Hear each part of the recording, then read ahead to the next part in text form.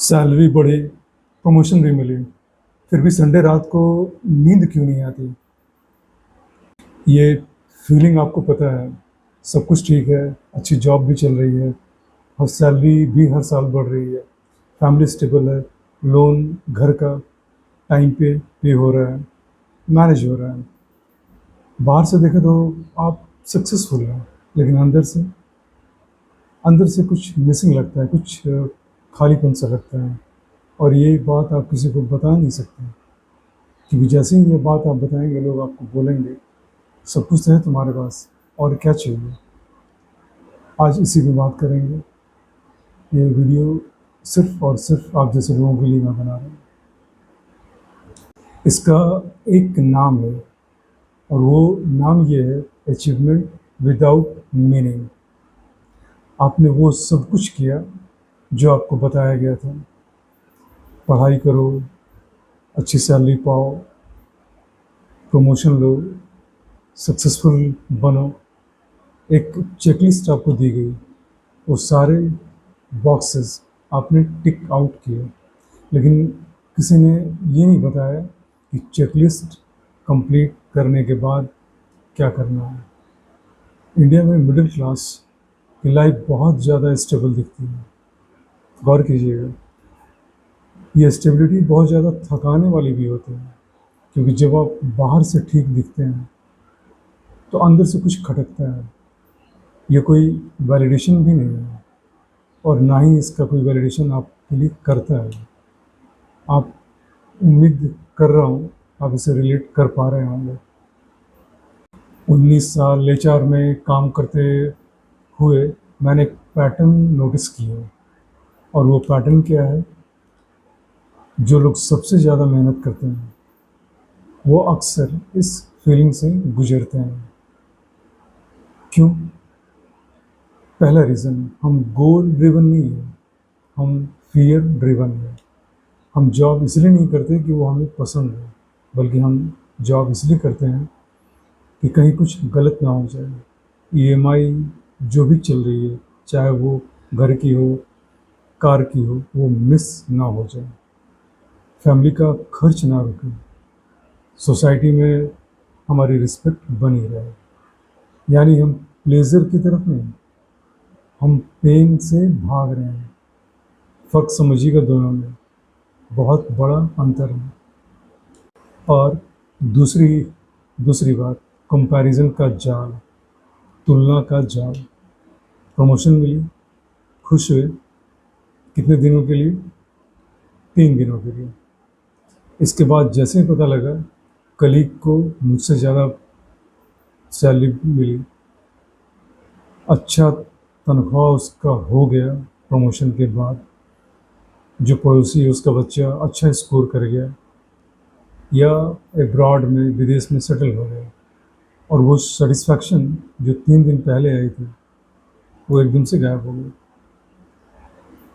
हम हमेशा किसी न किसी से कंपेयर करते रहते हैं, और सबसे अजीब बात यह है कि इस कंपैरिजन का कोई फिनिश लाइन नहीं है।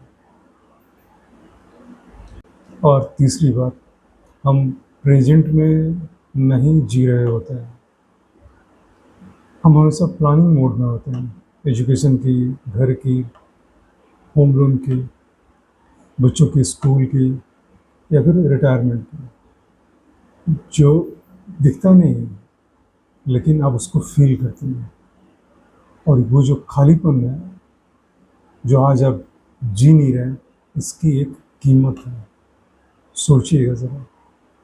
लेकिन ज़रा रुकिए, मैं आपको ये बिल्कुल नहीं कह रहा कि आप जॉब छोड़ दीजिए। मैं ये कह रहा हूँ कि आप कुछ और सोचिए। थोड़ा डिटेल में बात करते हैं। ये एक इम्प्रैक्टिकल एडवाइस मैं आपको नहीं दे रहा, ये वीडियो आपको इम्प्रैक्टिकल एडवाइस नहीं दे रही है। थकान का मतलब जानते हैं क्या होता है? थकान का मतलब ये होता है कि आप फेलियर नहीं हैं, बल्कि आप एक ऐसे सिस्टम का हिस्सा हैं, एक ऐसे सिस्टम में आप काम कर रहे हैं जो आपको सिर्फ बिजी रखता है, आपको फुलफिल नहीं करता है। और बहुत बड़ा फ़र्क है। बिज़ी होना और फुलफ़िल होना दोनों अलग-अलग फीलिंग्स हैं और मिडिल क्लास को मोस्टली बिज़ी रहना सिखाया जाता है। सोचिए, तो अब आप पूछेंगे कि जब ये फीलिंग आती है तो क्या करें? या लोग क्या करते हैं? मैं आपको 3 थ्रेड यहाँ पे शेयर करता हूँ। पहला, जैसे ये फीलिंग आती है, कुछ लोग और ज़्यादा काम करने लगते हैं।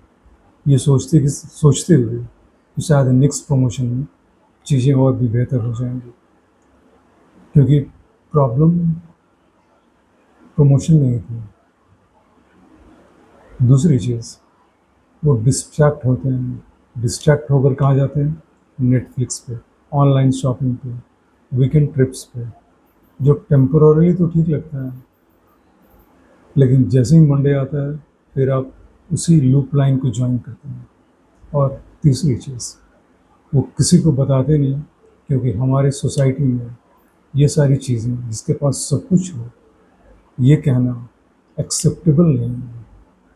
और तीनों में, जैसा मैंने कहा, एक कॉमन थ्रेड है। क्या कॉमन थ्रेड है? हम सिम्पटम को ट्रीट कर रहे हैं, लक्षण को ट्रीट कर रहे हैं, उसके रूट कॉज को ट्रीट नहीं कर रहे हैं।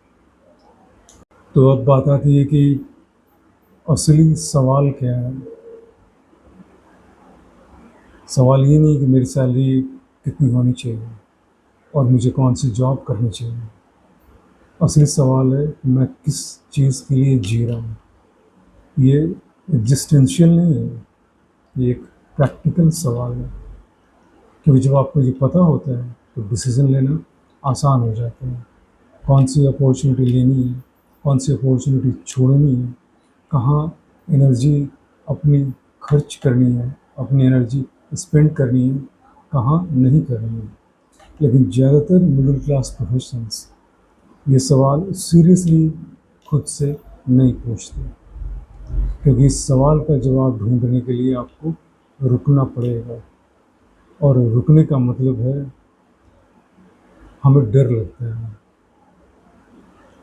डर ये कि अगर रुक गए तो पता नहीं क्या होगा।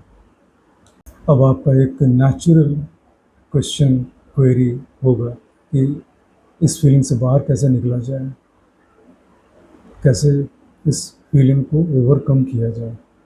मैं बड़े चेंजेस आपको नहीं बता रहा हूँ, 3 बहुत ही छोटे छोटे चेंजेस करने के लिए कह रहा हूँ। और ये एक्सपीरियंस बेस्ड है। किसका? खुद मेरा खुद का। पहला, हर हफ्ते 20 मिनट आराम से अकेले बैठना, कोई फ़ोन नहीं, कोई टीवी नहीं, किसी के साथ नहीं, सिर्फ अकेला।